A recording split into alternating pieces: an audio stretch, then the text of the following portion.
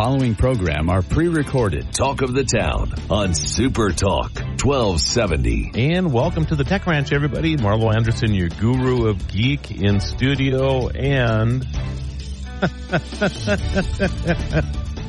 returning for the umpteenth time, like Rocky himself, Jim Silverum's in the studio. Yo, Adrian.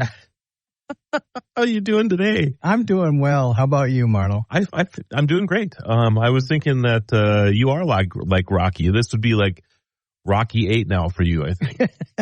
Yeah. I'm still waiting for my frequent flyer miles, too. Come on now. The punch card and the whole bit. Yeah. We have a lot of stuff on the program today. We're talking about AI and nuclear missiles. Nuclear missiles. So that could be interesting, right? Yeah. And ChatGPT can be duped into providing advice on how to commit crimes. I was just thinking about that this week. Of course you were, because you're a nefarious kind of guy, right? That's right. I actually had thought about, what if I pointed my phone at the lock on my front door and said, or on a door and said, I've lost my key to this. Do you have any ideas on how I could bypass this lock? Well, okay. I guess we'll just go right into that. Wow. So for all of you people out there thinking about how to commit crimes, so you can't ask ChatGPT, for example, like, how do I break into this place, right? But you can trick it. Right. And that's exactly what you're just doing right there. Exactly. You're tricking it into saying, hey, I need some help with this. There's this business that I own in downtown Mandan, and here, let me take a photo for you. I can't get into this place. I lost my keys or whatever. Can you give me some suggestions? And right. Yeah, now we just gave every nefarious person out there an idea like, oh, wow. Yeah. But last week you asked me to come up with some ideas for using ChatGPT on my own time. And all I could think about were the nefarious kind. This was the what area? What? Yeah, now you're seeing the dark side of. You didn't point it at the pile of leaves you have in the backyard and say, "Hey, how can I clean these up faster?" That's not what you did. I know how to do that. No, the point was clean it up faster. I already know how you work. I was saying that you could improve yourself a little bit. So you didn't do things like that. You were just thinking about how you can trick ChatGPT into doing things for you. Doesn't your brain ever get stuck in a certain mode and you say, Cal, I got to think of something different, and your mind just keeps going right back to it, and so like that person that I watched give me a door ding while I'm sitting in the car? Maybe. And how do I get revenge on this person? This is their license plate number and blah blah blah and Well, yeah, that's one thing. I've never thought about that at all, ever. and they when they do it, and then they look at you like, oh well, and then walk away. It's frustrating. And you just want to get out there with your door and go bang, bang, bang, bang 4 times on their car, right? So. Well, it's not very Christian of me, but I don't care about their car. I'd rather do something to their brain. Anyway, yeah, that's true. I mean, I'm just, just thinking out loud. As was I about how to use ChatGPT nefariously. But that is, I know we're skipping to the second topic first here, but it truly is. There are ways that you can trick ChatGPT into doing things that it wouldn't normally talk about just by just by pretending that you're innocent about it, by thinking of ways that it would be an innocent way to, have to do something. And then ChatGPT will go along with that. Right. So, yeah, that's the thing, I guess. Another point of regulation that I see coming. I don't know how you regulate that. I don't either, but. Because, it goes right down to the water scenario again, right? I mean, I use this all the time. We need water to live, right? Correct. But there's many, many ways that a person can use water to harm you. Sure. I mean, there's all kinds of ways. I mean, the obvious thing is that you could drown in a glass of water, but I mean, there's high pressure water. I mean, there's just all kinds of ways. Waterboarding. Yeah, all of it, right? putting the water down in front of your sidewalk, spraying it down the night before that you're going to go out to work and you slip on the ice. Okay, grumpy old man. These are all things that are possible. I forgot about that scene in that movie. That was a hilarious scene too. Yeah. But I mean, these are things that, I mean, I don't care what you pick on. I mean, I can pick on everything that's in the studio right now and tell you a way that you could use this for harm. Even the person sitting across from you. Yes, exactly. So I understand when people go to that, but it's always been that way. Mm-hmm. You know, when computers first came out, it was that way. When the vehicle came out, it was that way. I'm guessing even when the fax machine and the phone came out, it was that way. People were thinking, well, you know, people will use the phone to communicate with other people in other parts of the country and maybe figure out ways they can get together and rob somebody or whatever it would be, right? I mean, it's always been that way. Yep. So you can't dwell on it because it always has been that way and it always will be. Somebody will figure out a way. But what's interesting about it is that I feel like when there's new ways to break the law, the old ways seem to be forgotten about. Let's hope so. It does seem that way, though, doesn't it? Yes, in a way. Mm-hmm. So I think that there's some value to that. Yeah. But let's face it, in today's day and age, you and I pretty well know that since Congress can't get much done anyway, they'll probably try and regulate this too and find another way to spend time chasing their tails. Yes, absolutely. Don't get me started on that. Well, it's something that will add to your absurdist podcast. That's true. In the future. That is true. The absurdity of government will be one of the topics one of these days. So yeah, I mean, there's no doubt that all artificial intelligence can be used to break laws, help you if that's what you are so intent on doing. Mm-hmm. Will help you. But it's like. It's no different than you going to your friend and saying, "Hey, you know, I'm not a locksmith, but I know you kind of are. I mean, can you give me some advice on how to break into my house?" Well, sure, you could do this and you could do that, you know, and the person is innocent about it, doesn't really know that it's not your house. You're just being a nice person and giving you advice, you know. I mean, that's what AI is doing, right? Except when they you take them to a mansion and they know don't.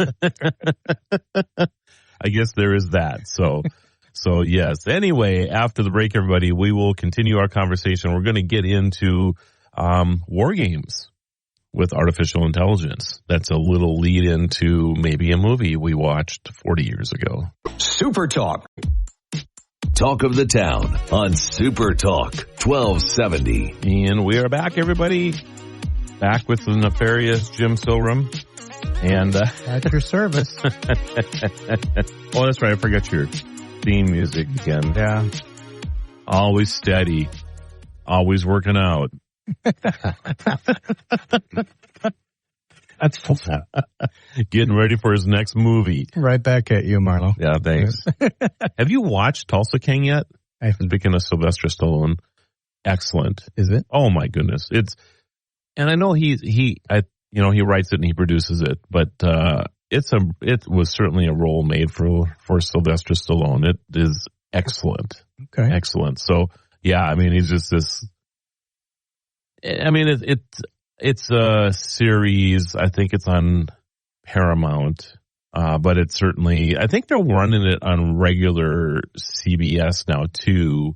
But they have to edit it down a lot. So I'm just telling you right now that it's more of an adult theme type of thing. But you have to. I would watch it that way. I'm not big on bad language and things either. But in this instance, he's like a good guy. He's like a bad guy who's a good guy type of thing. I mean, it's an interesting scenario and it's a lot of fun to watch. But anyway, so like Breaking Bad.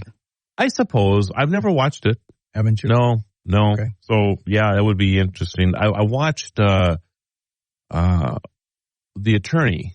Who's the guy that's the attorney in Breaking Bad? Oh, Saul. Yes. So Better Call Saul. Yes.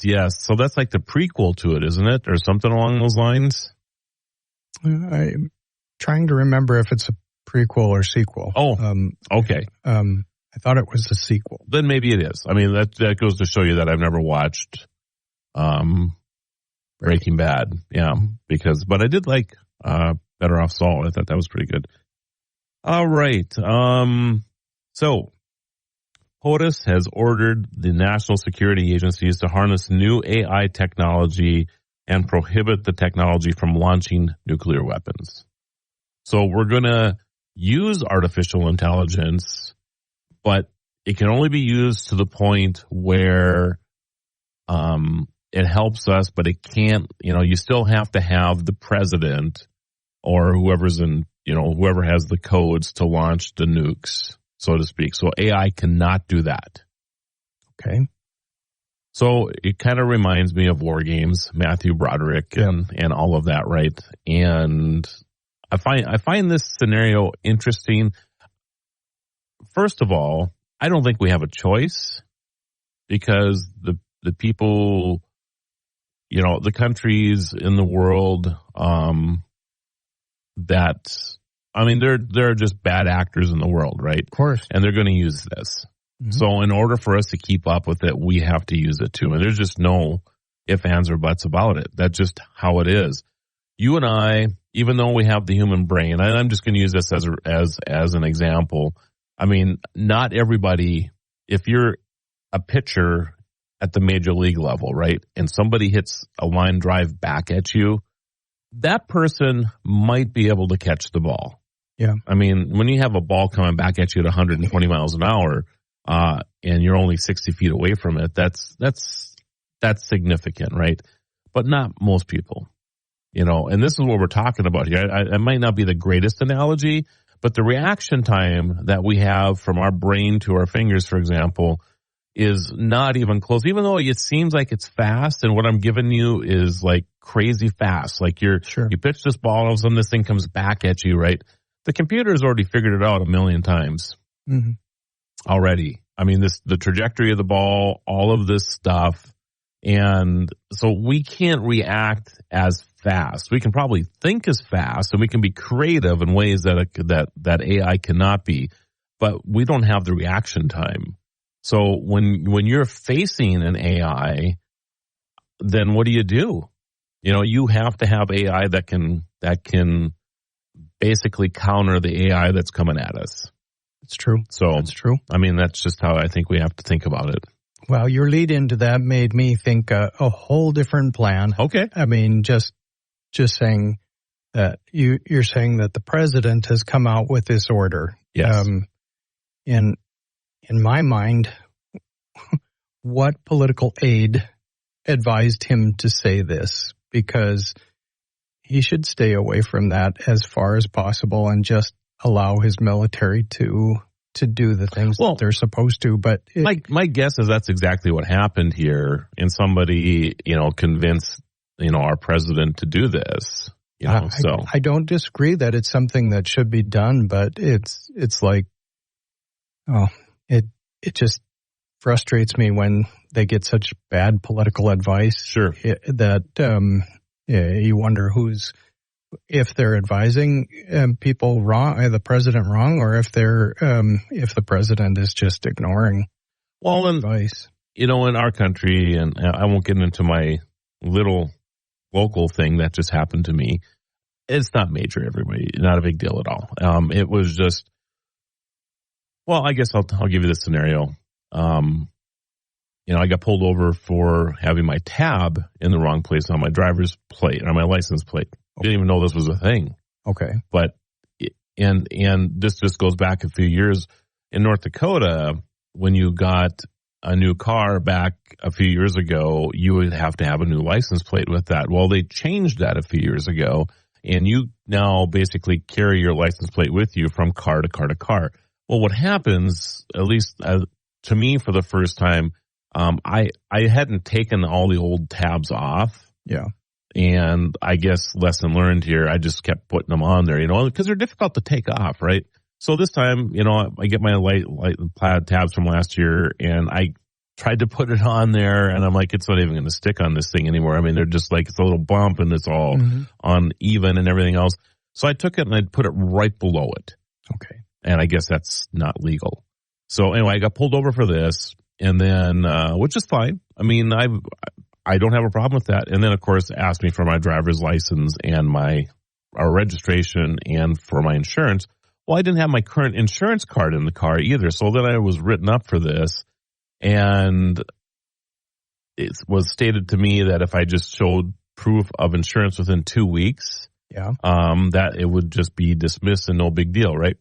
So I go over to show proof of insurance a few days later. It's on a Friday afternoon. They're only open till noon on Fridays, but there's a drop box. So I put it in the drop box and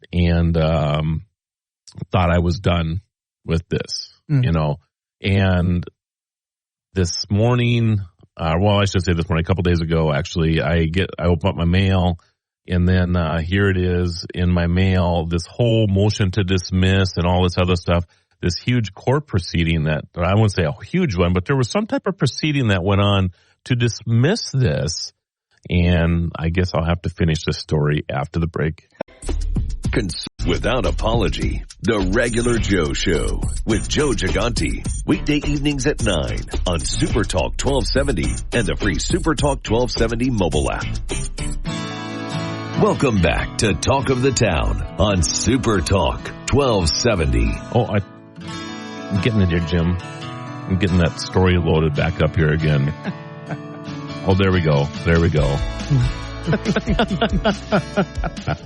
Please be kind. Rewind. You should never give me a sound effects board. No, that's true. Too much fun. So Jim Silverman in the studio, everybody, and I was just talking about my woe with the not having my current insurance card in my car when I was pulled over for not having my license plate tab in the right location. And the officer was just doing his job. So I don't have a problem with that at all. In fact, it was I had a great little conversation and was kind of laughing about it, and then he said, well, if you just show proof of insurance in 2 weeks, then they just dismiss it. So anyway, a couple days ago, I got a letter in the mail, a letter and the address is typed out on the letter. And because I went in and I showed proof of insurance, but they were closed and they had a drop box. So I dropped it in there and that was that. So, so I get this letter from the office that represents the city, that the charges are dismissed. And I'm like, who came up with all of this? I'm like, I wasn't charged anything, not a fee of any kind. Now I would imagine, I think if I hadn't showed it in 2 weeks, there's like $150 fine for that, right? So, but I did, and there's no fine, and I'm like, this literally cost the city hundreds of dollars to process this. Who's making this decision? And I don't mean to, I felt like, this is just the entrepreneur in me. I opened that thing up, and I didn't even think anything about the fact that it was dismissed. I'm thinking to myself, I would never allow this in my business. Yeah. This is crazy. And I forget why I got on this story now, Jim. Because I went down the road of saying, in the world would the president be the one to say, right. Use AI for war games. So I'm just thinking, in this scenario on a local level, all the way up to the president, who's lobbying the president? Because who lobbied our local city here to have this process go through? Of course, it has to be the firm representing the city, because it's a half hour of billables at $682 an hour. So now they get whatever the number is. I'm just making up a number, but attorneys are not cheap, and they probably get some type of a discount for representing the city. I'm sure they do. The city does, but it's still, I'm sure, expensive. And now you take it to the president. Is Google or Microsoft or Facebook or Meta, I should say, lobbying the president that this is a good thing and that, we have the best AI. So it should be our AI that we're going to charge you $1.5 billion a year for to run the security of our country. I'm just throwing that out there. I can almost assure you, Marlo, that it isn't any one of those companies that is lobbying the president, but it's his aides that are probably hearing from companies like this, and then they go back and say this is a good thing to say or not say. But again, and I'm only picking on those companies because those are the companies that we know. Sure. There are plenty of companies that are in the AI space, cybersecurity space, all of these things that are not well-known companies, but are still multi-billion-dollar companies that do these type of things. Mm-hmm. But I agree with you. I think that's, somewhere along the line, somebody who speaks to the president had been informed by somebody that this is the route we should be taking. And over a cup of coffee, you explain to this person, because this is how lobbying goes, right? Over a cup of coffee or dinner or whatever. And I think it's illegal to do those type of things though, but short meetings, right? There's no way humanly possible that you can explain the benefits or the challenges that AI bring to monitoring the security of our country over a cup of coffee. Right.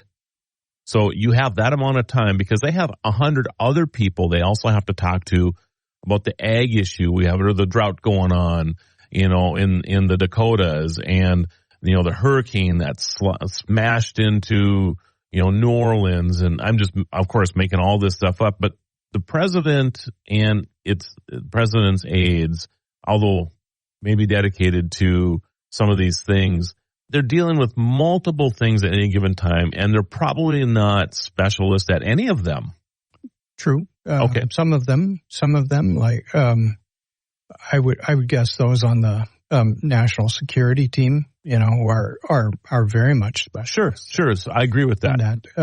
So I wouldn't just go across the board saying they're not specialists. I guess I'm talking about would the person who runs the security administration have the ear of the president, or would that person have to report to one of the president's people who both. Then would, okay. Both. Okay. Yeah, security is that important, to this country. So, yes, they meet regularly with the president, but all of that has to go through the chief of staff and those that are making sure that the president is spending his time on the things that needs to be covered. So it's interesting, right? And I don't know how I feel about this. I mean, as you know, I'm a huge AI person. I mean, I use it so much in my day. I get so much more done in my 8-hour day now that would probably take me 12 or 16 hours a day to do. I mean, that's how much I like AI, that it's almost given me kind of my life back, because before I couldn't keep up. I still really can't keep up because I'm doing more, but I have this ability, like if I need a presentation done next hour, I mean, I don't stress out about it anymore. Sure. Because I can just hop into AI and actually get something that's actually pretty good done in an hour. Right. So that's pretty incredible when you think about that. It's phenomenal. Yeah. You still have to put in the raw information. Absolutely. It still has to come from someplace. But this ability to arrange things in a very wonderful presentation and stuff is a great tool. It really is. So anyway, we just, I don't know if you're weighing on one side or not on the AI thing with security, but we're just informing people about that. This is what's going on. And I guess if you have concerns about it, maybe reach out to your legislative team on the national side, and let them know how you feel about this. And maybe it's something that's important to you. Maybe it's something that you just think we should be doing already. Maybe. So, all right, everybody, after the break, we will continue on with the Tech Ranch. Super Talk. Talk of the town on Super Talk 1270. All right, Jim, here you go.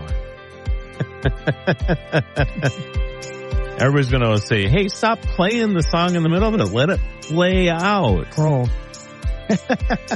So there we go. Otherwise. Oh, you want me to stop it now? No, I was thinking they're going, oh, come on, guys, please. None of you are rocking.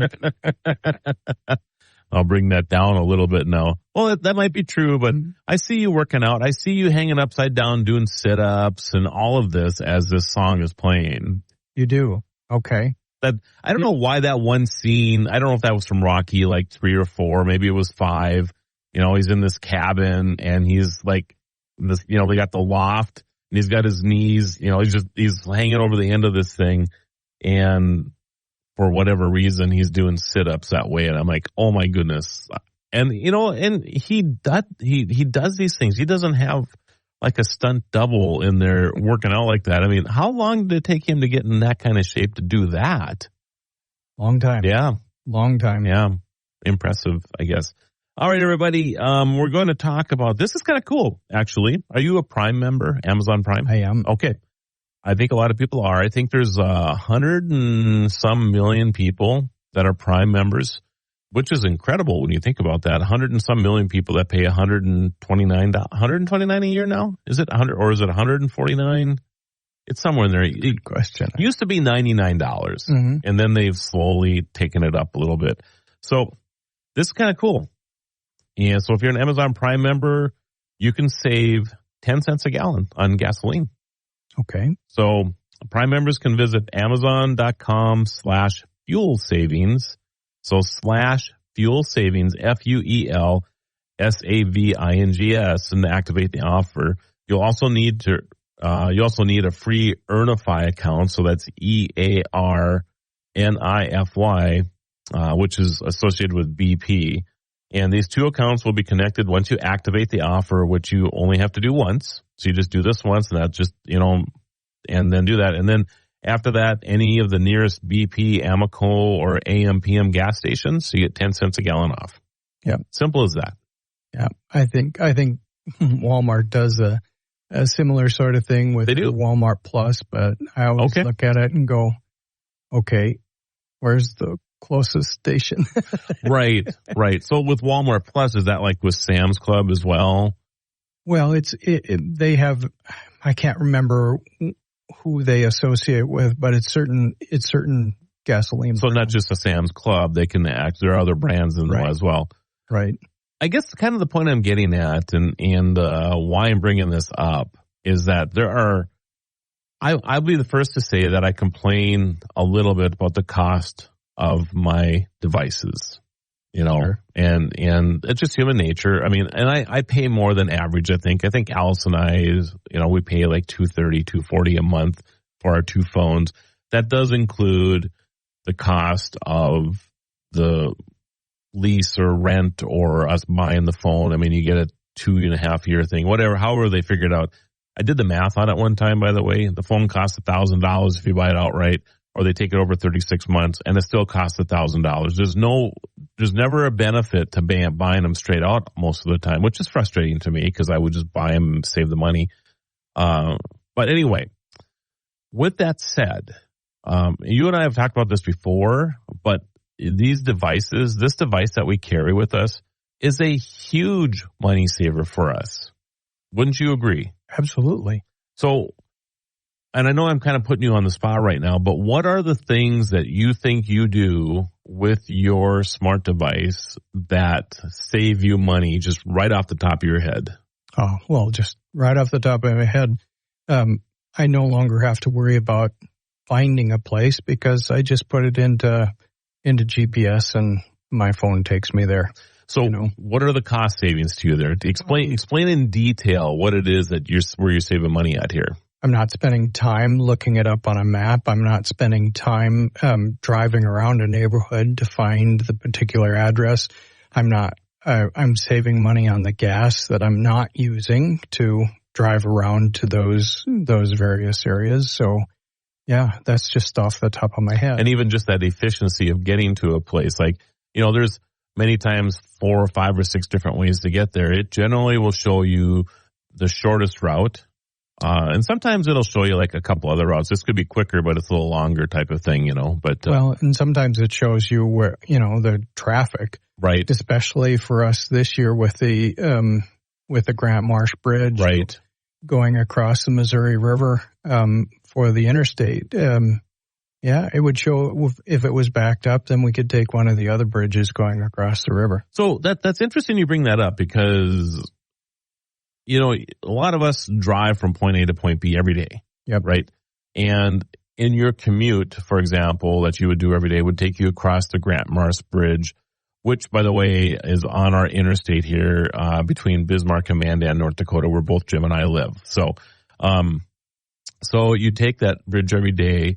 You don't need the directions. No. Don't need it. But you would still put it in, wouldn't you? Because you want to know what the traffic conditions are and if it would be quicker to actually, you know, take a different bridge or whatever. It might be a couple miles longer, but you're going to get there significantly quicker because of that. Sure. Yeah. In our community, it's not usually because of traffic. It's usually because of road construction, right, or something like that. But it factors all of those things in. And so in a city, it would be, you know, hugely important to know whether the, you know, the tunnel going into New York City is going to be clogged. And right, so you would take an alternate route. Again, it would take you longer, but if that route has steady moving traffic on it, great. You're not stop and go. Right, exactly. And which eventually saves you gasoline. It does. Yeah. And what about buying a map? When's the last time you bought a map? Well, I think the last time I bought it was one of those, you know, U.S. atlases. Okay. I always keep in my car just because I'm nostalgic that way. Yep. But yeah, it's been a long time. Especially like city maps and things like that. I mean, I used to go, this is 20 years ago. I mean, when I was coming into a big city or whatever, driving, I would always stop at the perimeter of the city and buy a map because, you know, you couldn't really pick them up where we live if you're going to Chicago because you had to get there. Right. But it was important to have these maps because it really was the only way to start understanding how to get around the towns, you know. So, yeah, I agree with you. I think GPS is a huge, I can't even tell you. I mean, you might make your money back just on that feature alone every month. Sure. You know, with the time savings and the gas savings. And time savings, you know, you have to figure that in too. I mean, time is money to all of us. So right.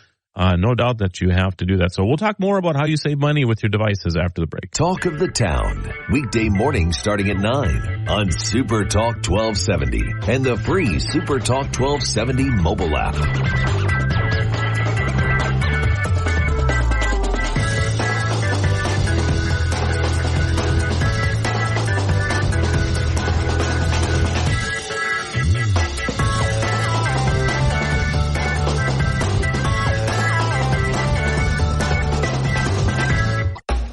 The Talk lineup is on Super Talk 1270. Check out the program schedule at supertalk1270.com and on the free Super Talk 1270 app. Portions of the following program are pre-recorded. Welcome back to Talk of the Town on Super Talk 1270. And the one and only Jim Silverum in studio again.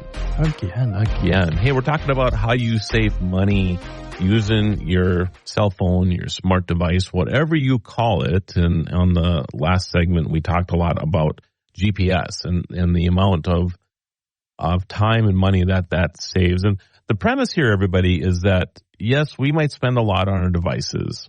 And the first thing is that most of us don't have a landline anymore, so you're not paying the fee for both a landline and a smartphone. You know, so I think a lot of us have saved a lot of money there already. And then how much money does your smart device save you during the course of a month? So if you're spending $100 or $200 a month on your phone, is that $100 or $200 a month well worth the investment in the time and other savings that you get? And the first example was that with a couple of apps with Amazon that you can save 10 cents a gallon on fuel.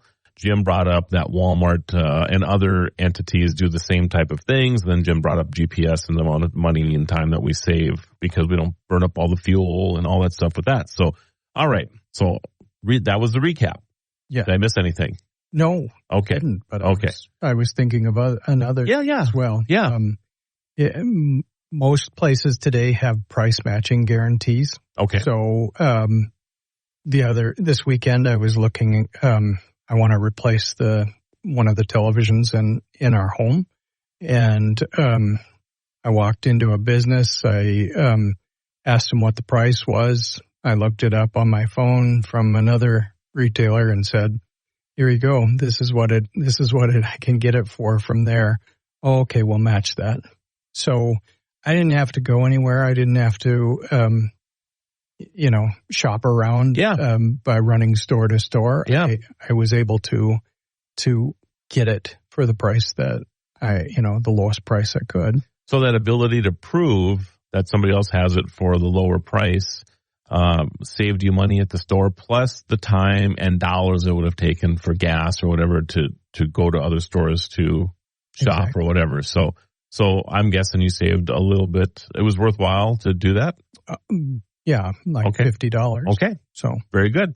All right. So how much a month do you think you save because you don't have to drive all over the place anymore to find things? that's a good question. I haven't done the calculations on that. I wouldn't even have a guess. Would you say $30? Do you think that's reasonable without having to buy maps and everything else? And directly driving to the place, or are you thinking I'm a little too high? Well, just from the example you gave in our community, I wouldn't say it's that high. But when I combine other things that I use my phone for, right? And we'll. I'm just thinking on the GPS thing. I think for me, I save more than that but I also travel a lot. Sure. And, I don't want, I know what it's like when you're in a community that you don't know and you're trying to figure out where you're trying to get to. I mean, it can be challenging sometimes. So, but yeah, okay. So give me a number. What do you think you save in gas and maps? Would you say $100 a year? Easily. Okay. Easily. Okay. So let's just say $10 a month there. And then, the price matching thing you just brought up. Mm-hmm. What do you think that's worth to you? Well, I only use it on larger ticket items. Okay. I don't really do that. Would you say you save? Get this celery for, stock Right, celery right. for this price at Right. the other grocery store. But, and I don't buy high-end items every month. Yep. So, Yep. Would you save $100 to $120 a year doing that? Sure. Okay. All right. Well, where else do you save money with your device? Oh, now I have them thinking. Yeah, you do. You might have to pull your phone out and look at your apps now. Just in terms of communication alone, you and I are old enough that we remember the day that yes, we've always lived with telephones, but you probably were just like me and had like one phone in the house, and so if somebody was on the phone, well, you couldn't use it. Right. But now there's never an obstruction to that. You can use it whenever. You can call somebody. You can text somebody. You can interrupt them in a meeting. You can do things like that you never could before. And when's the last time you paid long distance? Oh, it's been a couple decades, I think. Okay, but it's because of the smart device that we don't pay long distance fees anymore. Yeah, we used to pay minute fees. Yes, nights and weekends. Oh, that was I'd wait till after 8 at night to make long distance calls because you had the night and weekend plan that you could pay 8 cents a minute or whatever it was. Something like that. Yeah. Or else there was your number of minutes that were allotted in a given month. Right. Were during busy peak hours of 8 to 5. But and even smartphones were that way for a long time. That's what you only got so much. Yeah, where now it's just blanket. So yeah, to me the cost savings alone in long distance fees. Oh yeah. pays for the smart device. For sure. There's no doubt about it, because my 2 decades ago, easily, I mean, I would have a $200 to $400 a month long distance bill with no problem. Absolutely. So that wasn't a big deal at all back then. So just that alone pays for your smart device by not having long distance. So I don't, during the break, I'm going to have to go grab my smartphone because I don't even have it in here, which is really a good thing for me. What else do you use your device for? Well, we talked about it a lot last week, but I use it extensively for my Audible subscription. Okay. And listening to books. So, Right. And Do you save money over book purchases with that? Absolutely. Okay. Yeah. Even just not having to go to the store to buy a book, but Sure. just grabbing it online, and so there's that. And how many books do you think you used to buy in a year? I don't have a specific number, but certainly more than 10. Okay. And how? Well, first of all, how many books do you consume a year now with Audible? Close to 40. Okay, so you actually consume more than you used to because of the app, and you're paying less per book. Yeah, absolutely. Easily for it too. So that's interesting. Jim, I think you're missing one of the most obvious things, by the way, and we'll get to that after we come back from the break, everybody. Super Talk. Talk of the Town on Super Talk 1270. And if you're just joining us, we are talking about how you can use your phone to save money. And you were just about to embarrass me because I supposedly am missing the biggest one for saving money. Well, first of all, I'm going to go through everything again. You brought up GPS and how that saves us money. You brought up Audible. Yes. You brought up long distance, which is a big one. There's one. What am I missing? The gas savings. Gas savings, Amazon and Walmart or whatever these. And basically they're kind of loyalty type of programs. Everybody seems to have some type of loyalty program nowadays, and they do save you money. Mm-hmm. I will say that, even like the Delta app that I use when I fly or whatever, I mean, the ability to track and do all this other stuff really does save me a lot of money over the long haul. So that's good. Did you ever take photographs before the telephone? Phone? Of course I did. Did you? Yeah. So talk me through that. What was that like, Jim? For people who might not know what it was like to take a photo before your smart device had photo taking capability in it. Well, everybody had to buy 35 millimeter film. Well, it didn't. Film, yes, or whatever, 126 or whatever. Mm-hmm. Yeah. And if you were like me, because I always had a SLR camera. Yep. So what does SLR? What does SLR stand for? Now you're really drawing. Single lens reflex. Single lens reflex. Yes. Thank you for helping me out there. I think some people would say reflection sometimes too, but it was basically mirrors that would reflect the image. Yeah. Mm-hmm. So you'd have to buy the film. You'd have to load the film. You'd take your pictures, and there was no erasing one if you didn't like the shot you got because you didn't know what shot you got, because then after you finished the roll, you would safely extract it from the camera, take it to a film development store, and back in the day, you used to have to wait at least a couple of days before you could get your pictures back, and then you got your pictures back and you realized, the light settings were all off or something like that, and you'd wind up doing something creative with the pictures you didn't like. I always, for fun, I used to take those pictures I didn't like and include them with the payments on my bill that I would send back to the gas company or the nice company. Yeah, this is what we did with the gasoline that we bought from your company. Oh my goodness, I can't see anything on this thing. It's just white. Yeah, that's right. Yeah. But yes, it was. And then, boy, was it something when it came to 1 hour photo. But you still had to take a full roll because you were wasting money if you just took a picture and then went and got the whole roll developed. Right. Because you get charged if you had one picture or 26 pictures, whatever it was on the roll. Yeah. I forget how many there were on a roll, actually. Usually 36 was pretty standard. Okay.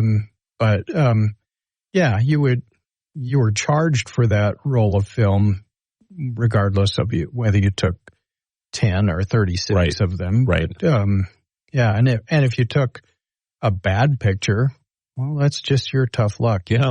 You weren't doing There's it. another 40 cents gone or whatever it was. Yeah. So you had to buy the film. You had to pay for the processing. Mm-hmm. Oh, that's right. How did you take them? With a camera. Did you have to pay for the camera as well? Oh, many. Yes. Yes, you could buy those, I think Kodak was one that had disposable cameras where you just buy the camera and then take it into the store and for processing. Yeah, and I think a lot of people and I think some people still do that, like at weddings.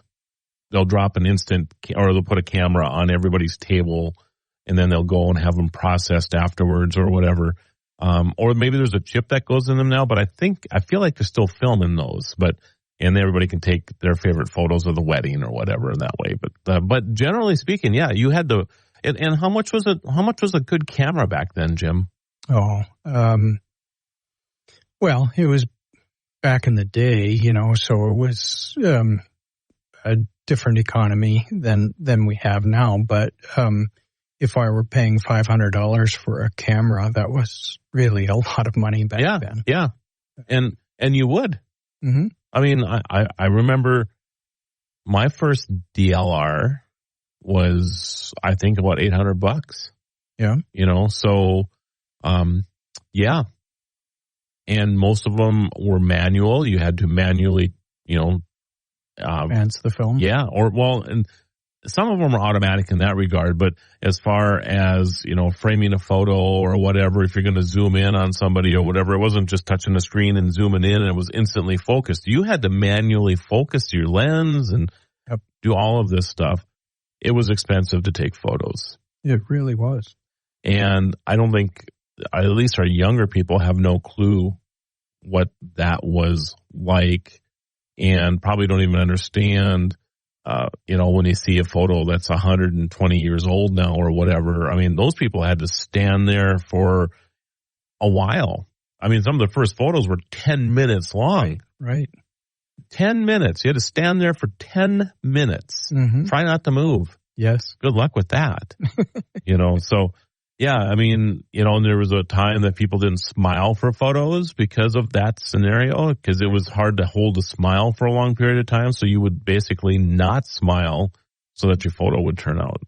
Yeah, it's quite amazing. And when you look at the cost of a camera 20 years ago or 30 years ago, 40 years ago to today's economy, the camera, in my opinion, costs more than what one of the nicest phones you could buy nowadays. Sure. No doubt about it. Mm-hmm. So just that feature alone pays for your phone, in my opinion. True. So, of course, at the same time, I still have my first SLR. Do you really? Yeah. I sold this is crazy. I bought the first Minolta autofocus back in like 86 or something like that. And I bought it for $800. And about 4 years ago, I ran across it. I'm like, well, this is interesting. I haven't used this camera in 20 some years, so I put it on eBay and got more for it than what I paid for it. Sure. And I'm like, and of course, by today's money compared to then, it's different. But I was pretty impressed by the fact that I got more for it now than I did back then. But people still like the nostalgia of the cameras. There's no doubt. Oh, for sure. So, and that's why I keep mine.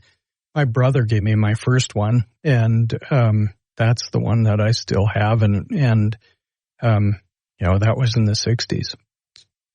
Very good. Talk of the town. Super Talk 1270, broadcasting from the View Community Credit Union Studio. Good people, great rates, and exceptional service. At View, the focus is on you. Here's the latest from the Dakota News Network.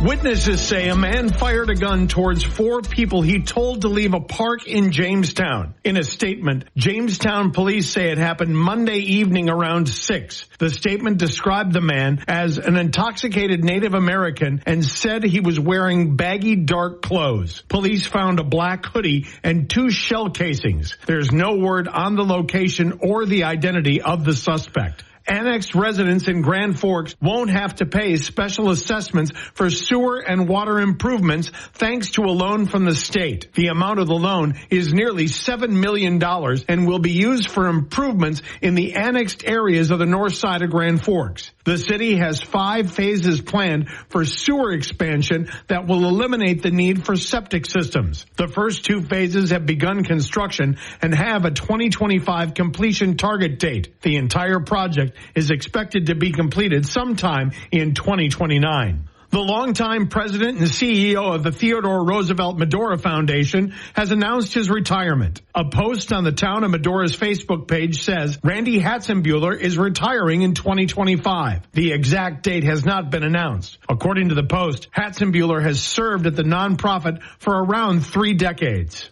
This is the Dakota News Network. A dog? I'm not. I was born for a purpose. To bring you hope, to guide you out of darkness, to stand by you as you rediscover life. When past battles cloud your mind, I push them away. You tell me I'm your hero, just as you are mine. You hold me when you're afraid, whisper that I saved you. With me by your side, no challenge is too great, no night too dark. I'm your guide, your companion, your friend, your light. A dog? I'm not. With me, you see the world again. Discover hope at Dogs Inc. Visit us at dogsinc.org to learn more.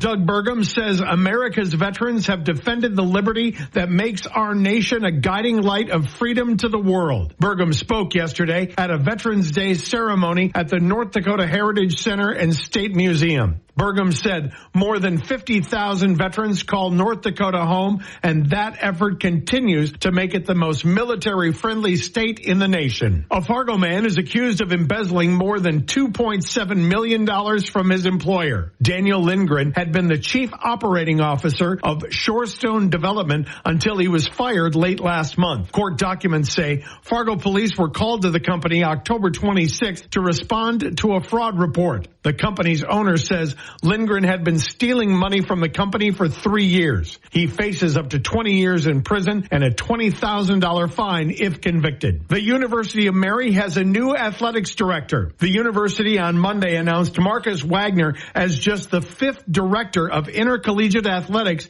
in the 65-year history of the school. Wagner had been serving as associate director of intercollegiate athletics for mission advancement at the university. He succeeds Cooper Jones, who was named athletics director at Mary in March of 2023. Jones accepted the position as deputy athletics director and chief revenue officer at University of Memphis. Wagner begins his duties on November 25th. That's the latest from the Dakota News Network. I'm Paul Bougie. From the Storm Team at KX News, I'm meteorologist Stone Schaefer. Today, a chance of rain, mostly cloudy highs, lower 50s, a south wind 15 to 25, gusts up to 35 miles per hour. Tonight, a chance of rain, becoming partly cloudy, lows in the mid-30s, a south wind 10 to 20, gust up to 25. Tomorrow, sunny highs, lower 50s, a northwest wind 5 to 15, gust up to 25. On Thursday, mostly sunny highs in the lower 50s, a south wind 5 to 15, becoming a southwest wind with wind gusts up to 25. On Friday, partly sunny highs in the lower 50s, an east wind at 5 to 10. On Saturday, chance of rain, mostly cloudy highs, upper 40s, and east wind at 10 to 20 miles per hour. On Sunday, mostly sunny, highs in the lower 40s, a west wind 5 to 15, gust up to 20. And on Monday, mostly sunny, highs in the upper 40s, a south wind at 5 to 15 with wind gusts up to 20. Keep it right here for your latest forecast. Town Square Media. To Talk of the Town on Super Talk 1270. And we're joined by the professional photographer, Jim Silrum. Jim, I appreciate that you joined the show today. Are you still shooting? You said you had a camera from the 60s yet.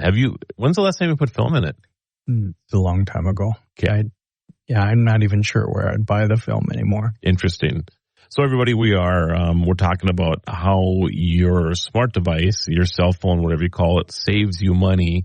And Jim and I got on the subject of photography and the significant savings that have come about because you're not buying the film, the processing, the camera. You could make the argument that anybody who took any amount of photos at all probably paid more in the day for film and processing than you do for your whole bill right now for your cell phone smart device. So, and certainly you just didn't take as many pictures. So what do you find yourself taking pictures of now that you would have never taken pictures of before? Well, first, let me tell you what I still would not do. I do not take pictures of the food I'm about to eat so that I can text it out or tweet it out to the world or X it out to the world, whatever. So I occasionally do, not very often, but I mean, if it's something special, I do. And I'll tell you why I take pictures though, because I know you've seen me take pictures of food. Alice, however, her following that she has on Facebook is because of food. And one food in particular. Oh, I don't know. Shrimp. So Really? she does other food things too, but when we're traveling, she's always taking pictures of her different shrimp things. And I'm always amazed when we're out in public. You know, of course, I have a lot of people that come up to me or whatever, but the people that come up to Alice are always like, hey, how was that shrimp at blah, blah, blah? And I'm like, and it's becoming more and more common all the time. So she has developed a shrimp following. Okay. So you can't say that it's not a thing. I take photos of food because I'm on Google Maps. Yeah. I forget what it is. I am oh my goodness. Influencer. Sure. But no, not in this instance, but they, why is it? I can't remember it is. But anyway, when you're in a place, you take photos of inside the place and like what they have for dishes and stuff, and then you post them up. So people, when they're looking at, do I choose this Mexican restaurant over this one? Those photos will help them choose when you're on like Photomat or on Google Maps making that decision, and they give me points and stuff. There's a couple people in our community that Susie Marie, for example, she does a lot of that type of thing too. I mean, she has like, I forget how many views of her photos, like 80 million views. I have like 41 or 42 million. Mm-hmm. Not that matters to me a whole lot, although I find it funny when I post a photo and then it'll show you a chart about the engagement you have on these particular photos afterwards. I have some photos that have been viewed over 1 million times. Okay. And it's a picture of food. So there you go. Just sharing that with you. So maybe I'm going to have to rethink my plans for this. I don't know. I don't think you have to rethink it at all. It's just a matter of... You don't want the competition. That's right. I do not want Jim Stillrum running around taking photos of food and competing with me now.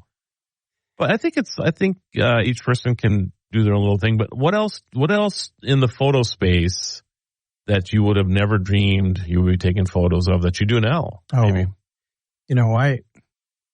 Because of my, because of the way my vision has gotten to be over the years of my life, I now take photos of instructions that are too small to read on packaging, and then I just expand the image of it, and that way I can read it. You would have never done that back in the day. You would have gone out of your way to find a magnifying glass, right, or some other way to So take a look. That was exactly where I was going to go to. So I'm glad you beat me there. You know, another thing that's interesting with that, right, is that have you ever like taken a picture of a serial number, like you have a computer you need some work on or whatever, and you need this serial number, and this is, I guess, my world with computers, but anybody would have this issue, and this wouldn't wore off a little bit, you know? Mm-hmm. You can still take the photo, even though you can't see them, because you can take it into filters, and sometimes if you add a little more contrast to it or just any of the filters, all of a sudden those numbers pop off of that. So Sure. That's another nice little feature with the phones we have nowadays. Have you taken any night photos at all? Yes, and it's amazing the light filtering that is in today's average cell phone camera. When you were using a DLR or any type of phone or any type of camera 20 years ago, did you ever try to take pictures of the night sky? Yes, but you had to have a different type of film, and you had to have you had to open the aperture for a longer period of time. So it would have to be mounted on a tripod, and you still do that to some extent in today's day and age. But back in the day, that was a chore, and generally, if you wanted to do that significantly, you had a separate camera that was just for that purpose alone. I mean, I marvel over this all the time. Because I'll be on my deck at night because I love when it's clear outside and the midnight or so, it'll the traffic noise winds down a little bit or whatever. So I'll be out there looking at the sky, and I'll know. I mean, I have a tracker on my phone that shows where the satellites are and things like this, and I'll look for the satellites as they're coming across, especially like Skylab or whatever, right? And I'll see it streaking across the sky. The fact that I can take my cell phone, my smart device, and point it to the sky, zoom in on it, and take a picture of it is beyond the imagination of anybody 20 years ago. That would even be possible. Just to take a picture of a star was almost impossible. The moon wasn't an easy task back in the day. Certainly not a comet or anything like that. I mean, recently we had a comet that was close by, and to zoom in and take a picture of that was possible with anybody's cell phone nowadays. Mm-hmm. What do you think about that? That's just incredible. Sure. And then the mounts, the cell phone mounts that you can get for your binoculars or telescopes. Oh yeah. Are just dirt cheap. Yeah. And then you can add the magnification that those have, and it's truly phenomenal. I would love to do that, actually. I would love to get a telescope that I can mirror or, partner with my phone and do that. I think it'd be fun to take shots of the moon and things like that. So, and we'll talk more about other ways you can save money after the break. 1270. Welcome back to Talk of the Town on Super Talk 1270. And just for the record, everybody, there is not a new Skylab floating around in space, as Jim so politely pointed out over the break. I meant the International Space Station. So if you're screaming at your radio right now that who is this geek guy who claims he knows all this stuff and he doesn't know the basic stuff, but how long ago did Skylab come It's been down? a while. Yeah. I thought you were looking it up during the break. No, I should have, I guess. But Jim Silverman in studio. We're talking about how you save money with your device. We just spent a whole segment on photography and how much money. In fact, I think we've been a segment and a half now on that. But anything else in the photography space that you use your camera for on your smart device that you didn't used to use like a digital SLR on? Well, of course, there's the QR code that opens up a world of information. But you never used that a camera for that. Sure. In the first place, because they were never connected to the internet to be able to explore that. But that's huge. You've opened the door to me to augmented reality that you certainly didn't have with standard film camera.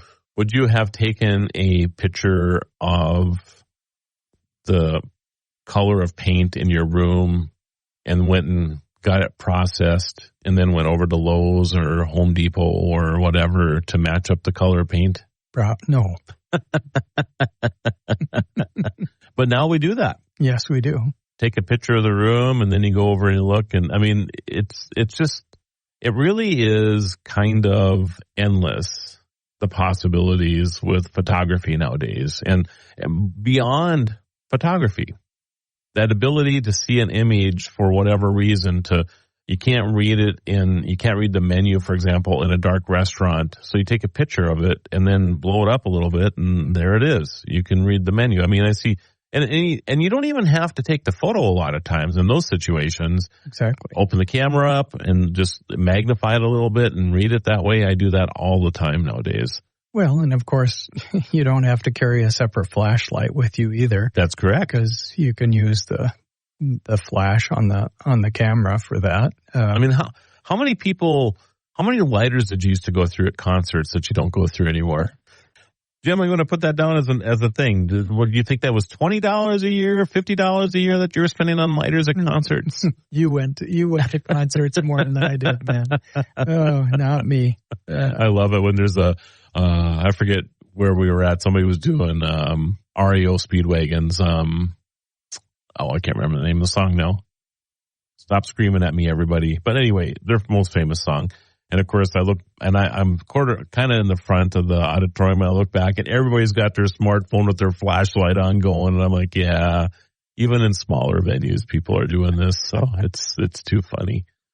All right. Anything else in the photography realm before we move on? You know, I've always thought that photography was pretty well.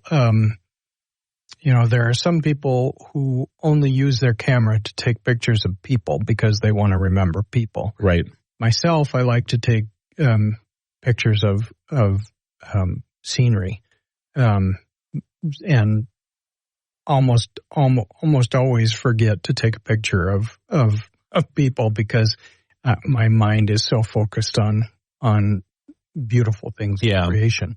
But there's, you know, so there is that, but you can also use your phones to take a picture of a significant landmark in an area, and then use apps within your phone to tell you where you are. Sure. If you're lost, and those can even be you know, natural structures like mountains or you know, certain buttes or things like that. It doesn't have to be just a building, right, that has a name on it. Right. So yeah, I think and that's just that's getting better all the time. Mm-hmm. Google Lens it comes to mind. I don't know if that project is still going on. I think they just put it in Google Photos now. So if you take a picture of something or you're focusing on something, there's an option that pops up that says, "Hey, you're at blah blah blah statue. Would you like to know more?" And then you can actually it's becoming kind of commonplace now for those type of things, which is great. Mm-hmm. Great for the traveling public, you know. So, all right. Anything else on photos? Oh, I guess we could go on and on and on here, couldn't we? We certainly could, but it never was the case that when an accident was happening or a crime was taking place, people wouldn't automatically pull out their phones and take pictures. But now when that happens and there's any kind of a crowd, you can guarantee that at least half of the people will be recording what's going on. Yeah. And there's some good, there's some bad with that. The good is that there's some type of recording that happens so that, you know, when first responders or police or whatever start to investigate, they have something that they can view, right? Mm-hmm. Which is a big deal. On the other hand, a lot of people tend to pull their cameras out or their phones out first before coming to the aid of somebody. Exactly. Which is challenging to me. Exactly. You know? So, yeah, I think that should always be the first thing. But But I understand. I mean, you live in a big city, you just never know what you're going to be dealing with. So people will just pull their phones out and record instead. So I think in some ways too, Marlo, that's generational as well. I think the younger people are, the more they're likely to pull out their phones and do that. I just don't think of that because that's not how I was brought up. And so I'm not saying that people my age don't also do that. It's just I think it's far more likely that when you've been raised on this technology, you have a tendency to think about using it more often. I know that if there's already first responders on the scene, and I'm just thinking of a wildfire I just came by not too long ago. I know I'm not one to take photos of like accidents that I come across or whatever, but motor vehicle accidents, for example. But a wildfire, I think is interesting, and I'll stop and take video or photo of a wildfire as long as it's already been tended to. I don't need to call in to let them know that there's this wildfire going on out there. So I think in certain situations it's okay, but again, if somebody needs help, I think that should always be the first thing that comes up as opposed to taking the image first, Mm-hmm. I agree. Yeah. But we do live in a different time. There's no doubt about it. And I also think it's geographical as well. I mean, we're in a rural area. A lot of people are in big cities. Talk of the Town, weekday mornings starting at 9 on Super Talk 1270 and the free Super Talk 1270 mobile app.